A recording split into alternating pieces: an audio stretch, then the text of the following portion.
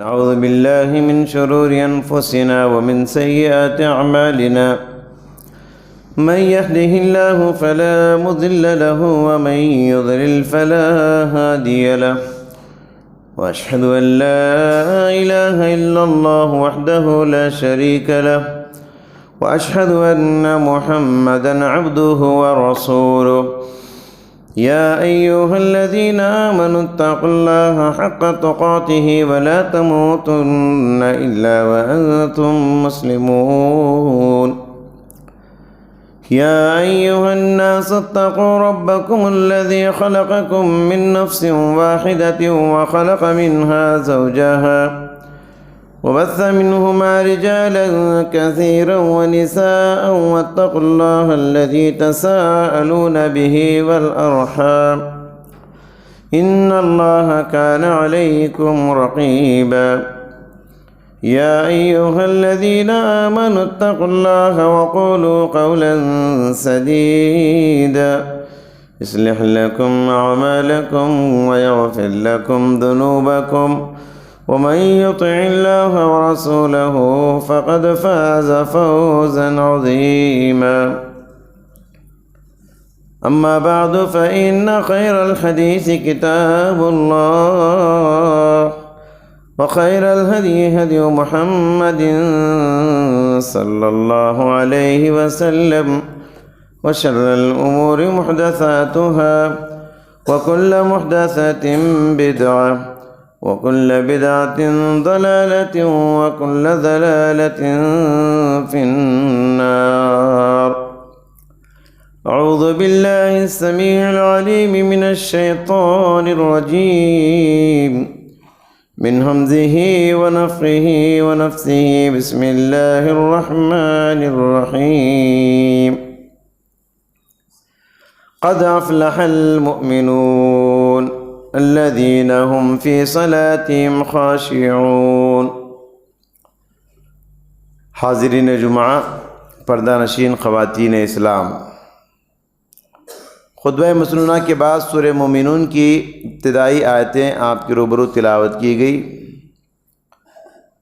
ان آیتوں میں اللہ تبارک و تعالیٰ نے کامیاب ہونے والے مومنوں کے اوصاف بیان کیے ہیں کہ آخرت میں نجات کس کو ملے گی، جنت کس کو ملے گی، کامیابی کسے ملے گی۔ بہت سارے اوصاف اللہ نے یہاں ان آیات میں ذکر کیے۔ غور طلب بات یہ ہے کہ ان اوصاف میں پہلا وصف بھی نماز اور آخری وصف بھی نماز، مومنوں کی پہلی صفت بھی نماز ذکر کی گئی اور مومنوں کی آخری صفت بھی نماز ذکر کی گئی۔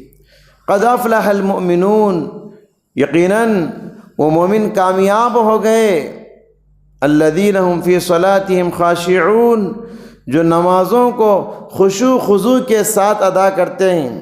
پھر آخری میں فرمایا الذین هم علی صلاتهم یحافظون، جو اپنی نمازوں کی حفاظت کرتے ہیں۔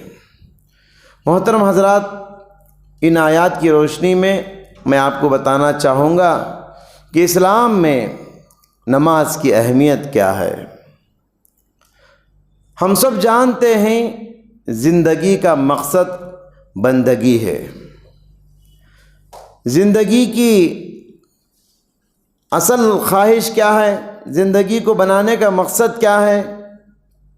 اللہ کی عبادت کرنا، اور عبادتوں میں سب سے بڑی عبادت اگر کوئی ہے تو وہ نماز کی عبادت ہے۔ نماز سب سے بڑی عبادت ہے۔ آدم علیہ السلام سے لے کر آخری نبی حضرت محمد صلی اللہ علیہ وسلم تک جتنے پیغمبر آئے، سارے پیغمبروں کی شریعت میں نماز ضروری تھی۔ ہاں، اوقات الگ ہیں، تعداد الگ ہے، نماز کا طریقہ الگ، لیکن ہر شریعت میں ہر پیغمبر کو نماز کا حکم تھا۔ سورہ انبیاء میں اللہ تبارک و تعالیٰ نے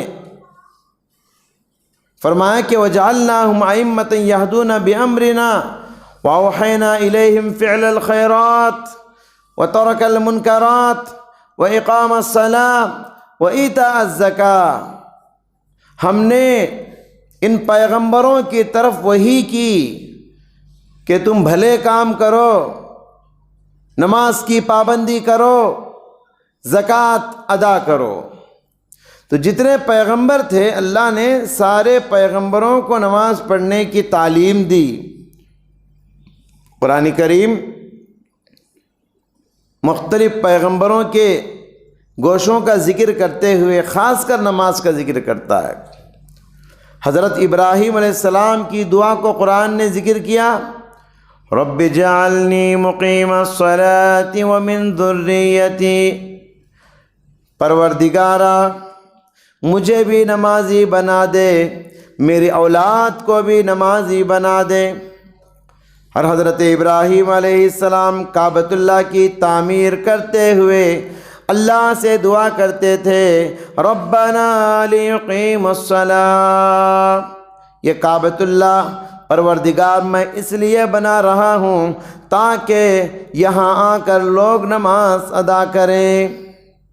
ابراہیم کے فرزند حضرت اسماعیل علیہ السلام کی تعریف کرتے ہوئے اللہ تبارک و تعالیٰ نے ارشاد فرمایا، وَاذْكُرْ فِي الْكِتَابِ إِسْمَاعِيلَ إِنَّهُ كَانَ صَادِقَ الْوَعْدِ وَكَانَ رَسُولًا نَبِيًّا، یاد کرو پیغمبر اسماعیل کو، بڑا سچا نبی تھا، وعدے کا پورا کرنے والا تھا، وَكَانَ رَسُولًا نَبِيًّا، وہ میرا رسول تھا، وہ میرا نبی تھا، وَكَانَ يَأْمُرُ أَهْلَهُ بِالصَّلَاةِ، اور اسماعیل علیہ السلام کے بارے میں کہا کہ وہ اپنے گھر والوں کو نماز کا حکم دیا کرتے تھے۔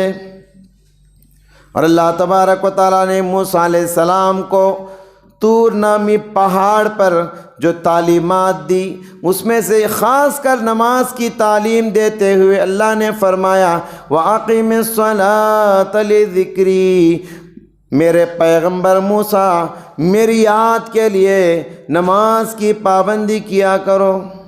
اور حضرت عیسیٰ علیہ السلام جب ماں کے گود میں بچے تھے بات کرنے لگے، معجزانہ طور پر پیغمبر عیسیٰ علیہ السلام ماں کے گود میں، مریم کے گود میں کیا بات کرنے لگے، ان کے باتوں کو، بچپن کے الفاظ کو قرآن نے نقل کیا۔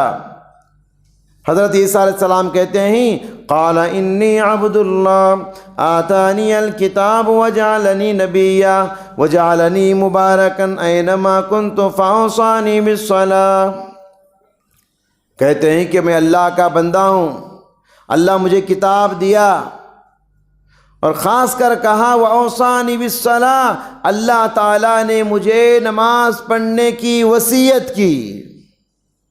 تو آپ دیکھتے ہوئے جائیے پیغمبروں کے مختلف گوشوں کا ذکر کرتے ہوئے خاص کر اللہ تعالیٰ نماز کا ذکر کرتا ہے۔ بڑی بڑی خوشخبریاں اللہ تبارک و تعالیٰ نماز کی حالت میں دیتا ہے۔ محترم حضرات، نماز بہت ہی اہم اور بہت ہی بڑی عبادت ہے۔ جو نمازی بندہ ہوتا ہے نا، وہ قبر میں جا کر بھی، مر جانے کے بعد بھی اس کی خواہش ہوتی ہے کہ وہ نماز کی پابندی کرے۔ حالانکہ بندگی صرف زندگی میں ہے، موت آ جانے کے بعد کوئی عبادت نہیں، لیکن جو پنجگانہ نماز کا پابند ہوتا ہے، نماز کا اسے اتنا مزہ آتا ہے، مرنے کے بعد بھی، قبر میں چلے جانے کے بعد بھی وہ نماز کی پابندی کرنا چاہتا ہے، نماز کی فکر اسے ستاتی ہے۔ پیارے نبی صلی اللہ علیہ وسلم جب معراج کیے، معراج کی رات آپ علیہ السلام نے فرمایا کہ میں نے حضرت موسیٰ علیہ السلام کو اپنی قبر میں کھڑے ہو کر نماز پڑھتے ہوئے دیکھا ہے۔ عجیب بات، قبر میں موسیٰ علیہ السلام نماز پڑھ رہے تھے۔ اب وہ کیسے پڑھ رہے تھے، یہ غیب کا معاملہ ہے، اس سلسلے میں ہم کو زیادہ سوچنے کی اجازت نہیں۔ تو نبی نے بتایا کہ موسیٰ علیہ السلام اپنی قبر میں کھڑے نماز پڑھ رہے، میں نے معراج کے موقع پر دیکھا۔ یہ تو پیغمبر تھے، بلکہ عام مومنوں کے بارے میں، نمازیوں کے بارے میں پیارے نبی صلی اللہ علیہ وسلم نے فرمایا، جب نمازی بندے کو قبر میں رکھ کے لوگ واپس آ جاتے ہیں، دو فرشتے منکر نکیر اسے روح پھونکتے ہیں، وہ آدمی قبر والا اٹھ کے بیٹھتا ہے، آنکھ رگڑتے ہوئے دیکھتا ہے سورج ڈوب رہا ہے۔ جب بھی دفن کرو سورج ڈوبنے کا منظر اسے دکھایا جاتا ہے، وہ دیکھتا ہے، آنکھوں کو رگڑتے ہوئے آنکھ کھولتا ہے تو سورج ڈوب رہا ہے۔ وہ فرشتوں سے کہے گا مجھے چھوڑ دو، مجھے عصر کی نماز پڑھنا ہے، وہ دیکھو سورج ڈوب رہا ہے۔ اللہ اکبر۔ تو معلوم یہ ہوا ایک بندہ مومن جب اس کو دفن کر دیا جاتا ہے تو دفن کرنے کے بعد بھی قبر کی زندگی میں بھی وہ نماز کی فکر اسے ستائے جاتی ہے۔ محترم حضرات، اکثر اوقات، بہت سارے اوقات میں، اکثر مقامات پر نماز کو اولیت حاصل ہے، نماز کو پہلا درجہ، پہلا مقام حاصل ہے۔ آپ دیکھتے ہوئے جائیے، جب اللہ کے نبی صلی اللہ علیہ وسلم کے سر پر نبوت کا تاج رکھا گیا تو سب سے پہلا عملی حکم آپ علیہ السلام کو جو دیا گیا نماز کا۔ یا ایھا المزمل قم اللیل الا قلیلا، اے چادر اوڑھنے والے کھڑا ہو جا، نماز کی پابندی کر۔ تو اللہ کے نبی صلی اللہ علیہ وسلم کو نبی بنائے جانے کے بعد سب سے پہلا حکم، عملی حکم، زکوٰۃ کا نہیں، حج کا نہیں، روزے کا نہیں، سب سے پہلا عملی حکم پیارے نبی کو نبی بننے کے بعد جو دیا گیا وہ نماز کا ہے۔ اور آگے دیکھیے، جب آپ صلی اللہ علیہ وسلم مکہ چھوڑ کے ہجرت کر کے مدینہ گئے، مدینے سے پہلے قباء نامی مقام پر 14 دن ٹھہرے، تو اس مقام پر سب سے پہلے اللہ کے نبی نے مسجد بنائی نماز پڑھنے کے لیے۔ اب وہاں سے نکل کر قباء سے جب مدینہ منورہ پہنچے، وہاں بھی سب سے پہلے اللہ کے نبی نے مسجد بنایا۔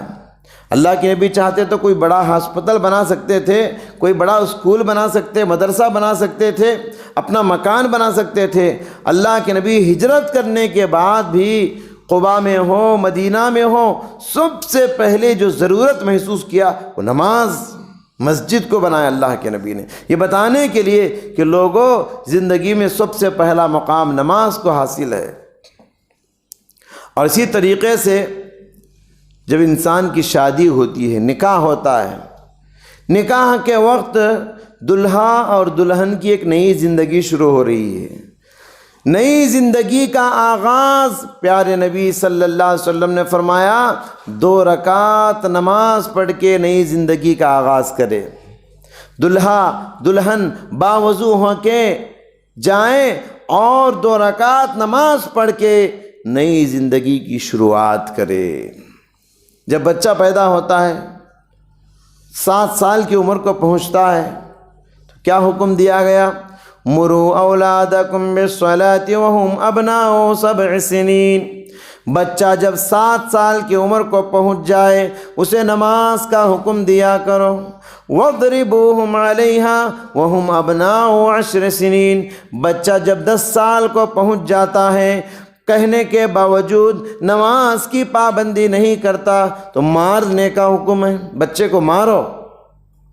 10 سال کی عمر کو پہنچ گیا ہے، اب بھی نماز نہیں پڑھتا، مارنے کا۔ حالانکہ ہماری شریعت بڑی نرم شریعت ہے، بڑی رحمت والی شریعت ہے، مارنے کی تعلیم ہماری شریعت نہیں دیتی، لیکن نماز کو چھوڑنے کی جب بات آئے، نماز میں سستی کی جب بات آئے، بچوں کو بھی مارنے کا حکم ہماری شریعت دیتی ہے۔ نماز کی تربیت دینے کے لیے، نماز کی ٹریننگ دینے کے لیے بچوں کو نماز کی پابندی کراؤ۔ عجیب بات ہے، ہمارے گھروں کی حالت یہ ہے، کبھی کبھی باپ بڑا نمازی ہوتا ہے، پنجگانہ نمازی، بڑا دیندار ہوتا ہے، گھر میں بیگم نماز نہیں پڑھتی۔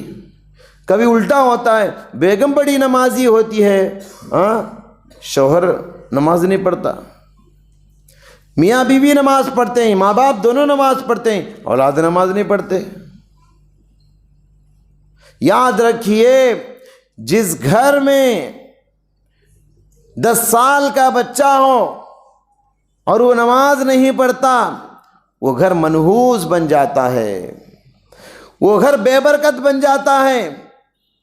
جب تک گھر کے سارے افراد نماز کی پابندی نہیں کریں گے، اس گھر میں برکت نہیں آئے گی، اس گھر میں رحمتیں نہیں آئیں گی، اس گھر میں آسمان سے خیر کے دروازے نہیں کھلیں گے۔ گھر کے سارے لوگوں کو نماز پڑھنا ہے۔ کیا سمجھتے ہیں گھر کے بڑے لوگ، ہم لوگ بڑے ہیں نماز پڑھ لیتے ہیں نا، بچہ ہے نا چھوڑ دو، 11 سال کا بچہ، 12 سال کا بچہ، چھوٹا بچہ ہے معاف کر دیتے ہیں۔ نہیں، عادت ڈالیے، ان کی نیند کو خراب کیجئے مگر دین کو خراب نہ کیجئے۔ ان کو نیند سے اٹھائیے، اٹھتا نہیں تو پانی کے چھینٹے ماریے، پیر پہ ماریے، لیکن بچوں کو بچپن سے اگر آپ نمازی نہیں بنائیں گے، بڑے ہو کے نمازی نہیں بنیں گے۔ تو بچوں کو 7 سال کے حکم سے ہی نماز کی تعلیم دی گئی ہے۔ اسی طریقے سے محترم حضرات، دنیا میں تو نماز کو پہلا درجہ اولیت حاصل ہے ہی، لیکن آخرت میں بھی نماز کو پہلا درجہ حاصل ہے۔ دنیا میں بھی نماز کو پہلا پوزیشن اور آخرت میں بھی نماز کو پہلا پوزیشن ہے۔ پیارے نبی صلی اللہ علیہ وسلم نے فرمایا، اول ما یحاسب بہ یوم القیامت الصلاۃ، قیامت کے دن سب سے پہلا سوال جو کیا جائے گا وہ نماز کے بارے میں ہوگا۔ پہلا سوال زکوٰۃ کے بارے میں نہیں، پہلا سوال حج اور عمرے کے بارے میں نہیں، پہلا سوال قربانی کے بارے میں نہیں، پہلا سوال رمضان کے روزوں کے بارے میں نہیں، پہلا سوال قیامت کے دن جو کیا جائے گا وہ نماز کے بارے میں۔ آج لوگ نماز کو کتنا معمولی سمجھ گئے، نماز کو بہت معمولی سمجھ گئے، حج پہ حج کر رہے ہیں، عمرے پہ عمرے کر رہے ہیں، بڑے بڑے جانوروں کی قربانیاں دے رہے ہیں۔ کس لیے میرے بھائی؟ قیامت کے دن تو سب سے پہلا جو سوال ہوگا اس سلسلے میں تیاری نہیں کر رہے ہیں آپ۔ جو نماز میں کامیاب وہ دوسرے ساری چیزوں میں کامیاب ہوگا۔ جس کی نماز کمزور ہے، کتنوں بھی نہیں کیا کر لے، وہ کیسے کامیاب ہوگا؟ وہ جنت میں کیسے جائے گا؟ نماز میں سستی کرتا ہے۔ تو لہٰذا میرے محترم بھائیوں اور بہنوں، حج کرنا کوئی برا نہیں، عمرہ کرنا کوئی برا نہیں، قربانی دینا کوئی برا نہیں، بلکہ یہ بھی بہت بڑی بڑی نیکیاں ہیں، لیکن سب سے پہلا سوال نماز کے بارے میں ہوگا۔ اس سلسلے میں پہلے فکر مند ہو جائیے۔ آپ فجر کی نماز نہیں پڑھتے، آپ فجر کی نماز مسجد میں آ کے پڑھیں گے، 2 رکعت فجر کی نماز، آپ کو حج عمرے سے بڑھ کر ثواب ملے گا، آپ کو قربانی دینے سے بڑھ کر ثواب ملے گا۔ صرف فجر سے پہلے جو 2 رکعت نماز ہے، رکعتا الفجر خیر من الدنیا وما فیہا، پیارے نبی صلی اللہ علیہ وسلم نے فرمایا فجر سے پہلے جو 2 رکعت سنت ادا کی جاتی ہے اس کا ثواب اتنا زیادہ دنیا اور دنیا میں جو کچھ خزانے ہیں یہ سارے خزانوں کو آپ خیرات کر دے اتنا ثواب نہیں ملے گا جتنا فجر سے پہلے 2 رکعت نماز ادا کرنے والے کو مل جاتا ہے۔ سنت کا جب اتنا ثواب ہو تو فجر کی فرض نماز کا کتنا ثواب ہوگا؟ آپ بیٹھے بیٹھے یہاں وہ ثواب حاصل کر سکتے ہیں، اور آپ حج عمرے کر رہے ہیں، قربانی پہ قربانی دے رہے ہیں۔ تو لہٰذا پہلے نمازی بنو، بعض میں دوسری نیکیاں کرو۔ اللہ نے کیا فرمایا؟ فَصَلِّ لِرَبِّكَ وَانْحَرْ، اے پیغمبر نماز کی پابندی کیجئے، اس کے بعد قربانی دیجئے۔ پہلے نماز کا ذکر ہے، اس کے بعد قربانی کا ذکر ہے۔ پہلے ارکان اسلام میں دوسرا رکن نماز ہے اور آخری رکن ہے حج ادا کرنا، آخری رکن حج ادا کرنا۔ تو لہٰذا میرے محترم بھائیوں اور ماں اور بہنوں، نماز کی جو اہمیت ہے اس کو سمجھنے کی کوشش کیجئے۔ قیامت کے دن سب سے پہلا سوال نماز کے بارے میں ہونے والا ہے۔ سورہ مدثر میں تو اللہ نے کیا فرمایا؟ جب جنتی جنت میں چلے جائیں گے اور جہنمی جہنم میں چلے جائیں گے، جنتی لوگ جنت کی کھڑکیوں سے جھانک کر جہنم میں دیکھیں گے، جہنمی تڑپ رہے ہیں، جہنمی چلا رہے ہیں، جہنمی آگ میں جل رہے ہیں۔ وہ پکار کے پوچھیں گے ما سلککم فی سقر، او جہنمیوں تم لوگ جہنم میں کیوں چلے گئے؟ اللہ اکبر، بہت سارے جواب دیں گے، وہ بہت سارے جواب دیں گے۔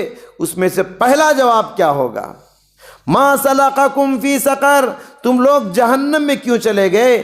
دنیا میں ہمارے ساتھ اٹھتے بیٹھتے کھاتے پیتے چلتے پھرتے تھے، ہم تو جنت میں ہیں، تم لوگ جہنم میں کیوں جل رہے ہو؟ ان کا پہلا جواب یہ ہوگا قالوا لم نک من المصلین، ہم بے نمازی تھے۔ اللہ اکبر، ہم بے نمازی تھے اس لیے جہنم میں آ گئے۔ کتنی بڑی بات ہے غور کرنے والوں کے لیے۔ محترم حضرات، نماز کی اہمیت کو سمجھنے کی کوشش کیجئے۔ نماز کی بڑی تاثیر ہے، نماز پڑھنے کے بے شمار فوائد ہیں۔ سب سے پہلا فائدہ یہ، نماز جیسے نبی کی نماز ہو ویسی نماز اگر آپ ادا کریں گے تو آپ کی نماز آپ کو برائیوں سے روکے گی، میری نماز مجھے گناہوں سے روکے گی۔ اتل ما اوحی الیک من الکتاب واقم الصلاۃ ان الصلاۃ تنہی عن الفحشاء والمنکر، فرمایا کہ بے شک نماز برائی سے، گناہوں سے، بے حیائی سے روکتی ہے۔ نماز گناہ سے روکتی ہے، نماز بے حیائی سے روکتی ہے۔ اگر میری نماز مجھے گناہوں سے نہ روکے، اگر میری نماز مجھے بے حیائی سے نہ روکے تو سمجھ جانا چاہیے کہ نماز میں فرق ہے، نماز کی ادائیگی میں کہیں نہ کہیں فرق ہے۔ خشوع و خضوع والی نماز نہیں، یہ جلدہ جلدی کی نماز ہے۔ نبی نے جیسے نماز پڑھی ویسے سنتوں والی نماز نہیں، یہ منمانی کی نماز ہے۔ اس وجہ سے میری نماز مجھے برائی سے نہیں روکتی۔ تو جو آدمی نماز بھی پڑھتا ہے مسجد میں، مسجد سے باہر جا کے جھوٹ بولتا ہے، نماز پڑھتا ہے مسجد میں، مسجد سے باہر مارکیٹ میں دھوکہ دیتا ہے، نماز پڑھتا ہے مسجد میں، مسجد سے باہر جا کے گندی گالیاں دیتا ہے، لڑائی جھگڑے کرتا ہے، تو نماز، قرآن تو کہتا ہے کہ نماز برائیوں سے روکتی ہے، اور یہ نمازی پنجگانہ ہے مگر برائی سے رکتا نہیں ہے، تو کیا قرآن کی آیت جھوٹی ہے؟ ہرگز نہیں، ہماری نماز جھوٹی ہے، قرآن کی آیت جھوٹی نہیں۔ لہٰذا نماز کو ویسے ادا کیجئے جیسے ادا کرنے کا حکم دیا گیا۔ پیارے آقا صلی اللہ علیہ وسلم نے فرمایا صلو کما رأیتمونی اصلی، جیسے تم نے مجھے نماز پڑھتے ہوئے دیکھا ہے ویسے تم نماز پڑھو۔ گویا نبی نے جیسے نماز ادا کی ہم سب کو ویسے نماز ادا کرنا چاہیے، ہم سب کو ویسے پابندی کرنا چاہیے، تبھی چل کر ہماری نماز ہم کو برائیوں سے اور بے حیائی سے روکے گی۔ ذرا آگے کی آ جائیے، پیچھے جگہ خالی نہیں ہے، اگلے صفوں میں آ جائیے۔ محترم حضرات، نماز کا ایک دوسرا فائدہ یہ ہے، نماز انسان کے دل کو سکون دلاتی ہے۔ نماز پڑھنے سے آدمی کے دل کو اطمینان نصیب ہوتا ہے، آدمی کے دل کو سکون اور چین ملتا ہے نماز پڑھنے سے۔ تو لہٰذا آپ اگر دلوں کا سکون چاہتے ہیں، دلوں کا اطمینان چاہتے ہیں تو نماز کی پابندی کیجیے۔ پیارے نبی صلی اللہ علیہ وسلم فرماتے تھے قرۃ عینی فی الصلاۃ، میری آنکھوں کی ٹھنڈک نماز میں ہے، میرا دل کا سکون نماز میں ہے۔ حضرت بلال رضی اللہ تعالیٰ عنہ جو زمانے کے مؤذن تھے، پیارے نبی کہتے تھے ارحنا بالصلاۃ یا بلال، ارحنا بالصلاۃ یا بلال، اے بلال جلدی اذان دو اور ہم کو دلوں کا سکون پہنچاؤ۔ نماز پڑھ، ایک نمازی بندہ ہے، ایک بے نمازی بندہ ہے۔ پنجگانہ نمازی بندے کے آپ غور سے دیکھیے، اس کے چہرے پہ جو ہنسی ہوتی ہے، اس کے چہرے پہ جو سکون ہوتا ہے، اس کے دلوں میں جو چین ہوتا ہے، بے نمازی کے دل میں نہیں ہوتا۔ اگرچہ کہ وہ لاکھ پتی، کروڑ پتی، ارب پتی ہو سکتا ہے، وہ رات میں اسے نیند بھی نہیں آتی، اتنی بے چینی اسے ہوتی ہے۔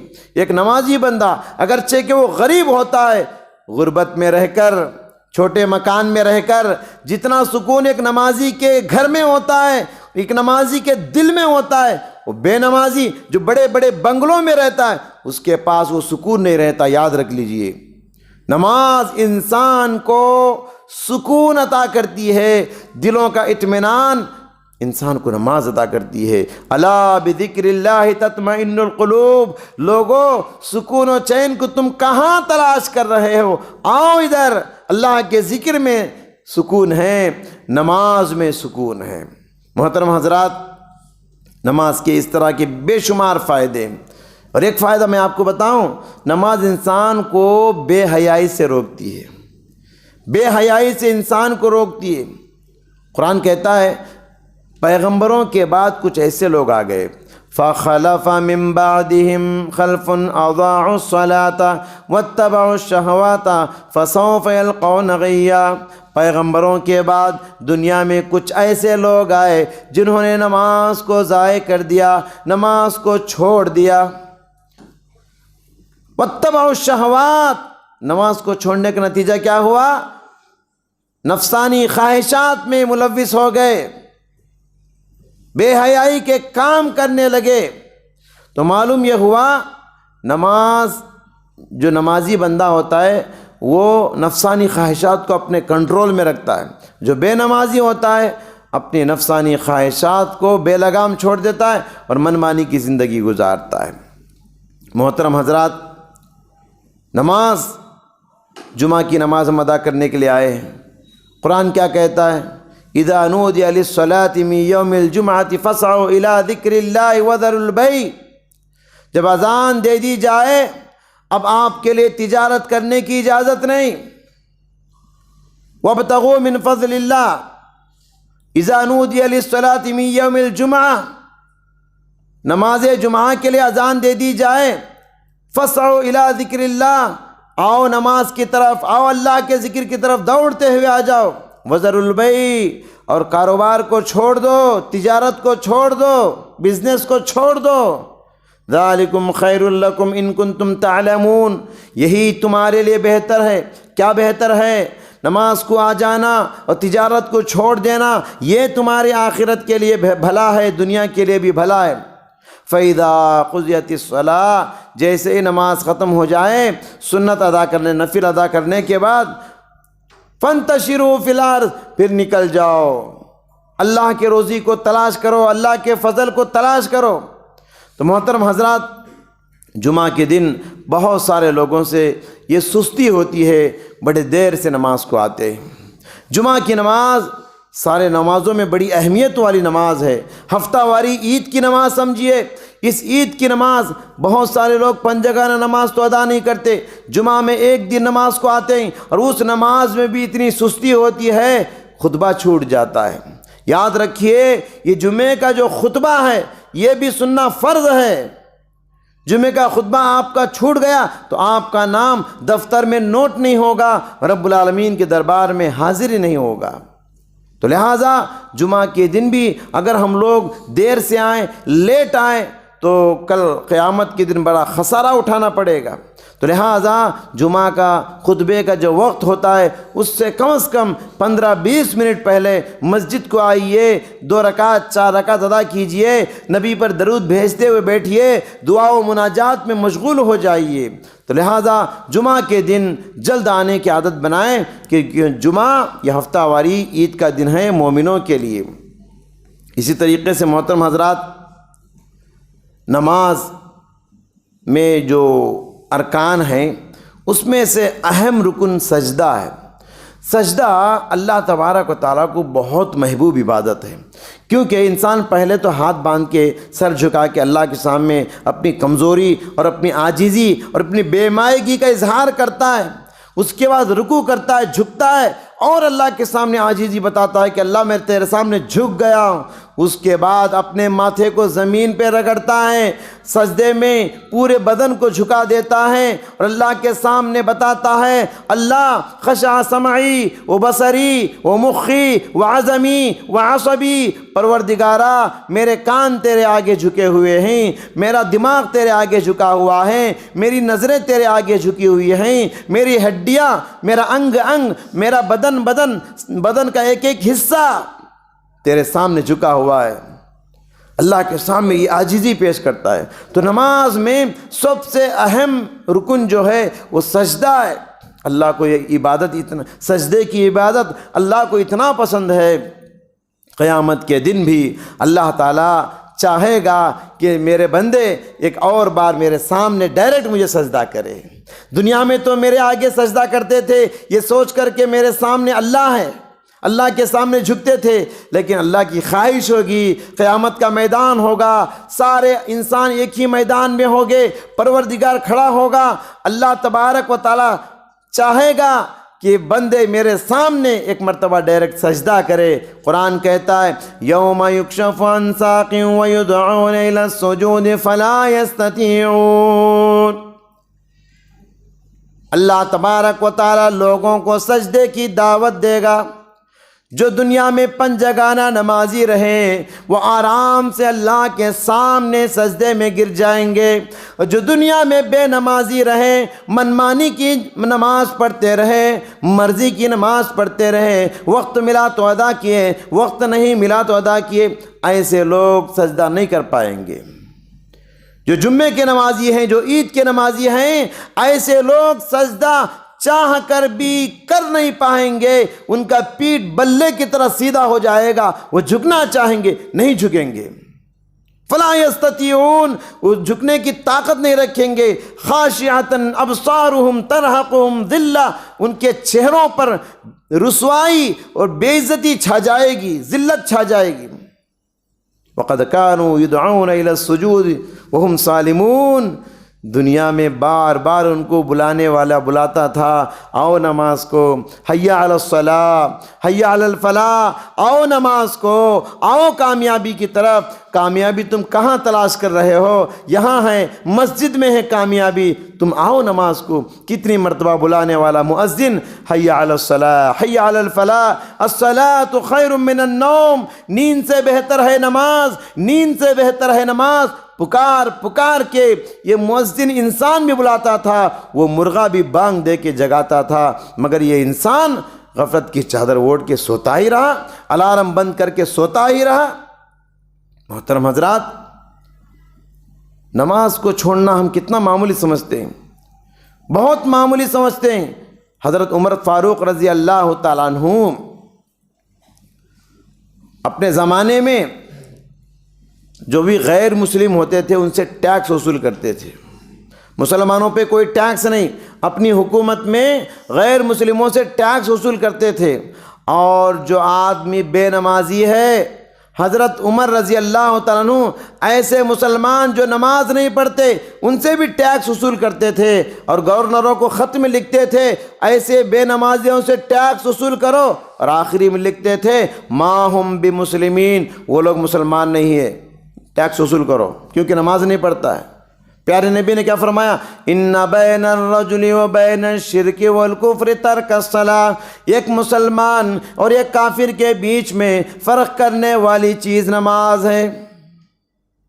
مسلمان اور کافر کے بیچ میں فرق کرنے والی چیز ٹوپی، داڑھی اور جھبا نہیں، مسلمان اور کافر کے بیچ میں فرق کرنے والی چیز عید الاضحیٰ کی قربانی نہیں، مسلمان اور کافر کے بیچ میں فرق کرنے والی چیز حج اور عمرے نہیں، مسلمان اور کافر کے بیچ میں فرق کرنے والی چیز صرف رمضان کے روزے نہیں۔ کہا ایک مسلمان اور ایک کافر دونوں کے بیچ میں حد فاصل کیا ہے؟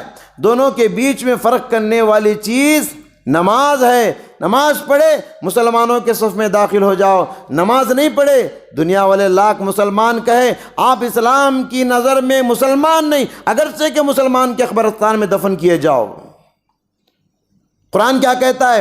وَأَقِيمُوا الصَّلَاةَ وَلَا تَكُونُوا مِنَ الْمُشْرِكِينَ وَلَا تَكُونُوا مِنَ الْمُشْرِكِينَ، لوگو نماز پڑھو، نماز پڑھو، نماز چھوڑ کے مشرکوں میں سے نہ ہو جاؤ، نماز چھوڑ کے کافروں میں سے نہ ہو جاؤ۔ محترم حضرات، اللہ کے رسول پوری زندگی نماز پڑھتے رہے، پوری زندگی پیارے نبی نماز کی جتنی پابندی کیے اتنی کسی کی پابندی نہیں ہوئی۔ اتنی پابندی بیماری کے عالم میں بھی 2 آدمیوں کے سہارا لے کر مسجد کو آ کے نماز پڑھاتے تھے اللہ کے رسول۔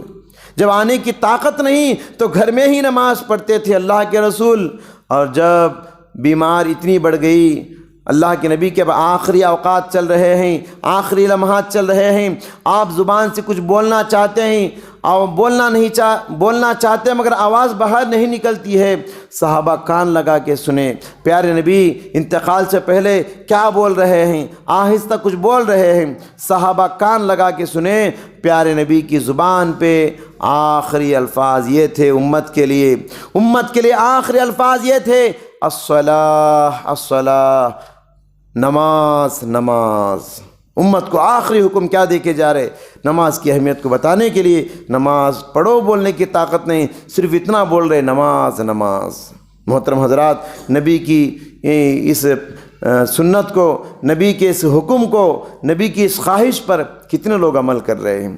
اللہ تعالیٰ سے دعا ہے اللہ تعالیٰ ہمیں صحیح اور سچا مسلمان بننے کی توفیق عطا فرمائے، اور مسلمان کی سب سے بڑی پہچان جو نماز ہے اس کی پابندی کرنے کی توفیق عطا فرمائے۔ اللہ تعالیٰ ہم سب کے گناہوں کو معاف فرمائے۔ اے اللہ ہماری زندگیوں میں برکت نازل فرما، مسجد کو آباد روزانہ 5 ٹائم ادا کرنے کی توفیق عطا فرما۔ الہ العالمین ہمارے درمیان اتحاد و اتفاق پیدا فرما۔ اے اللہ ہم سب کے گناہوں کو معاف فرما، صحت اور سکون کی دولت نصیب فرما۔